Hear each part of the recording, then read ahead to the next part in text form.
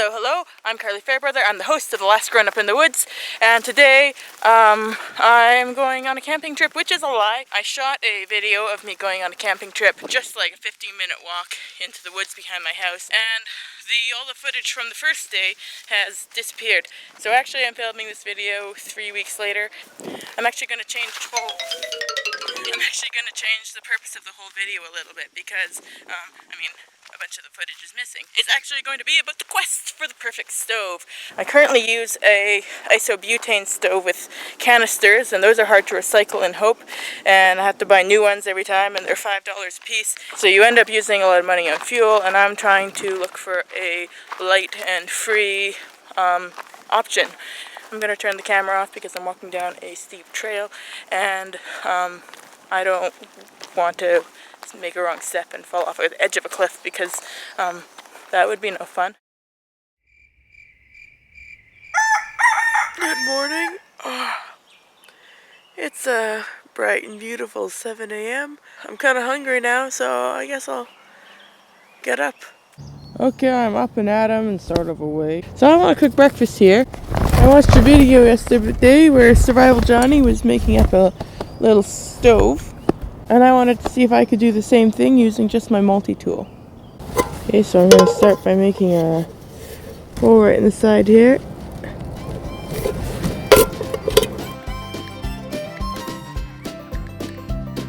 I've also got a knife that I don't really love. I loosened up this blade a lot, trying to get into a coconut, and it's a cheap knife to start with. I bought it at a tourist stand in Nicaragua.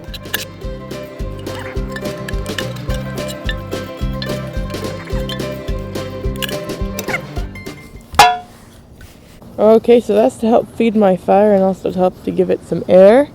Look at that, I got a lid. Cool.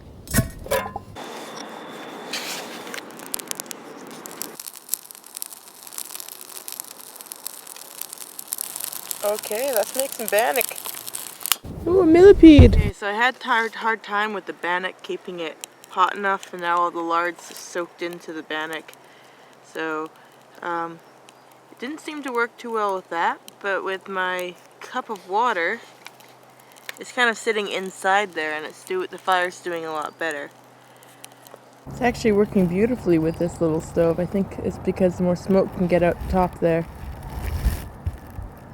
So maybe I just need to put more holes in before I do my bannock. This is Svenja and Farina. They are staying with me from Germany, and just the afternoon that I went camping and made this stove, they mentioned to me that they did not have a stove and they are driving across Canada, so I donated it. I made the holes on the top bigger, and then they added the classic pop can stove. So that's an alcohol stove.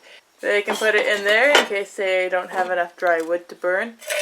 And that should do them for their trip across Canada. Yeah, that's great. Now we have a stove. That's cool. Hey, so I just returned from camping trip number 2 of the year, this time involving lots of birding.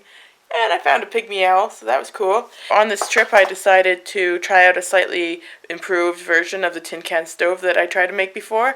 Since I gave that one away to the couch surfers, I made this one. It follows a similar design to the one that Survivor Johnnny makes. If you want to see his video, you can see the link right there. He does do one with a multi-tool similar to the one I made. He did it a little bit better because he put bigger holes along the top. He also does one with a Dremel. So click on that if you're interested. I'm not going to go over building it. He covers both the multi-tool version and the Dremel version. So I moved the base up a little bit. And the idea is that the air coming in from the bottom really helps with decreasing the amount of smoke. And the one modification I did do for Survivor Johnnny is I put these the bigger holes a little bit further down, and I did give it a few holes at the top too.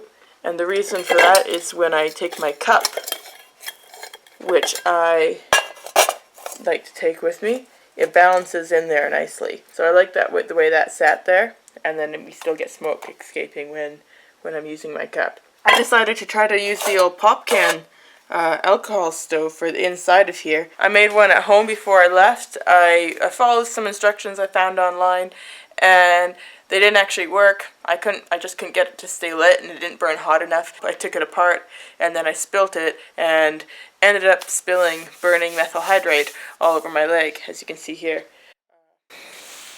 The nice thing about using methyl hydrate or alcohol stoves is that it's a very slow burning thing, so I didn't get burned, and nothing else got lit on fire. There were probably about 10 people watching, so that was fun for them. If I can entertain people, then my job is done. But yeah, this little guy works great. As soon as I can figure out how to get the alcohol component done, then I'm set. Thanks for watching The Last Grown Up in the Woods, and I hope you get a chance to get out camping soon.